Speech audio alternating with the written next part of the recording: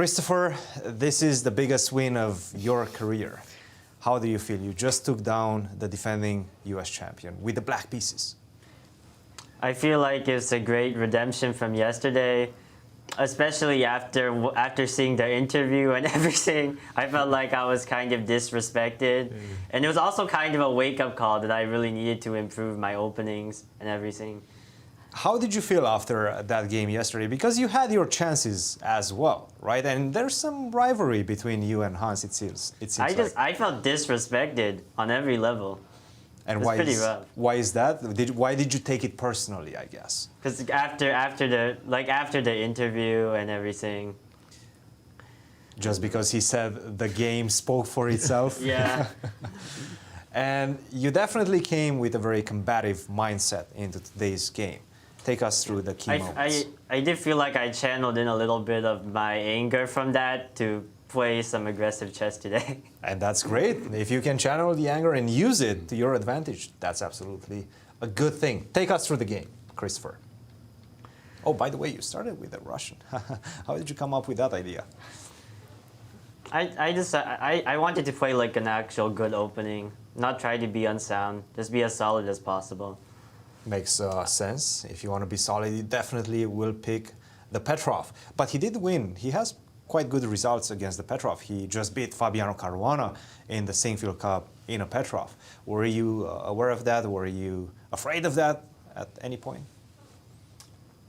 I actually didn't notice that. I only saw the game Fabiano beat him in the Petrov from 3 months ago. I wasn't aware of this Singfield Cup game. Okay, okay. Yeah, and I think that one actually, he deviated quite early on. After 94, he played bishop to d3. Completely different game. Now, when were you out of the opening, out of your book, let's say? Maybe around move 15. 15, yes. I prepared it up to this bishop g6, f5. Very nice idea, f5, knight to e2, and you were also building a nice time advantage on the clock. And this became crucial to your strategy as you guys were entering the final stages of the game. Were you thinking already about putting as much pressure on his time as possible at that point? I wasn't thinking much because I was moving fast, I guess. I don't know. Not in particular. I think it was more like it was a difficult position for him to play, but I wasn't really playing for his time. Did you feel any nerves coming from his side? Because you were attacking. He was probably nervous, but of course I can't read into his mind, so I really don't know how nervous he was. But I would expect him to be a little bit nervous since I was kind of attacking him. Yes. One thing that struck us is he was always ready to write something on his piece of paper. Did you notice that as well? It was kind of giving me flashbacks to what happened to him in like the 2015 US Championship against Agobian, where he kept writing these notes like to himself and then he got like disqualified. But those were the flashbacks that we were getting as well. Yeah. But it didn't. Even if he was writing something, it didn't seem to help today.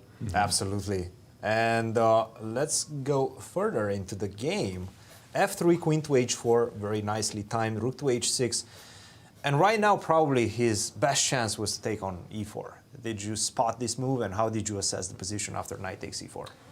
I thought it might have been like a repetition with takes on e4, bishop takes e4, queen takes h2, king f1, queen h1 check. Oh, never mind. I kind of missed that he could sack this g2 pawn with king e2, king d3. e2 and king d3, yeah. Yeah. Yeah, and this seems to be due to the fact that he's coming with d5 or b5. Your pieces are a bit strangely placed on the queen side. It seems to be better for him. But he didn't do it. He played h3, which is a very natural move to make, of course. Knight to g5, and at this point it already felt like you're taking over the initiative. Especially due to the fact that he only had 13 minutes and you 39, and you were playing fast at this point. When was the critical moment? This was a big one. How did you come up to the conclusion that you have to sacrifice? What about queen h3? It was actually more of an intuitive decision. I just felt like there had to be some huge attack after, and I didn't calculate it that deeply. I just had the feeling, and I almost kind of missed that he had this queen g2, rook f2 defense.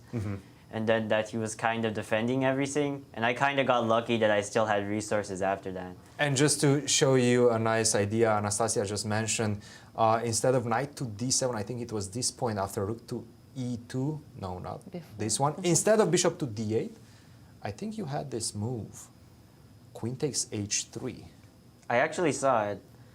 I did want to play this endgame after knight h3, king f1, knight f2, king f2, rook h2, king f1, rook b2, rook e7. And I saw that it was like some draw with rook f7, rook e8, rook f8. Yes. Oh, I guess bishop takes h7. Oh, you have bishop h7, so rook f7 doesn't work. You have to go bishop to a5, and indeed he has some compensation in the position. It was just a nice line that we wanted to show you. And you did decide to go, sacrifice on h3, and now you repeat it once, and you got down to your last 2 minutes. How did you come up with the conclusion that, yes, it's time to take some chances, it's time to play rook e8 and try to play for a win this one? Because you have the draw in the back against one of the best chess players in the world. I sort of, I think I spent most of my 30 minutes just trying to calculate as deeply as possible. And I didn't see anything wrong while I was calculating, so I just went for it. I just had to trust myself. Absolutely, and you made the right decision, rook to e8, putting a lot of pressure, and this was a big moment. Did you even look at this bishop takes a5 idea? I didn't, but the next move I actually realized it, and I was like, oh shit, that was kind of a big miss. So it was, but I still had to like psychologically recover from that. And you could still do it, right? Yeah, but here I wasn't as convinced for some reason. And you were getting down to your last minute actually, in fact, at this point. I think I might have actually missed it again. I think I just kept missing it while I was low on time. So you played knight f6, bishop to e1. And after that, you just played a pretty much perfect game. I have to say, bishop to c7, a great move. Rook to b3 is the only way to keep the balance in the position for him, but it's not human. Wait, I'm actually curious. How does that keep? Because I saw rook h2. Yes, and you actually sacrifice a piece after queen takes g5, take here, knight to e2, queen b3, and queen f5 is supposedly a draw. Wow. Yeah, that's insane. It is. And not human. Wesley is not, nobody's going to find this. He played rook e7, and you finished him off in style. Christopher, huge victory. Congratulations. Guys, any questions for our victor? Absolutely. First of all, Christopher, congratulations. And also, when you burned your clock playing the move rook e8 and eschewed the perpetual repetition, you must have been having this inner struggle, like I got to play on, and you were calculating. When you got down so low on time, that was exactly the point that I was about to say, no, he's going to take the perpetual because you were so low on time. But you went for it. What was it that gave you that courage? I felt like there had to be something. For some reason, like my position looked way too active for there not to be something. So it was also kind of based on feeling at the end of the day, but I did try to calculate it as well as possible before doing it. Well, once again, congratulations. You made the bold decision and it paid off. Well done. Good luck in the rest of the event. Thank you. Cheers. And we have one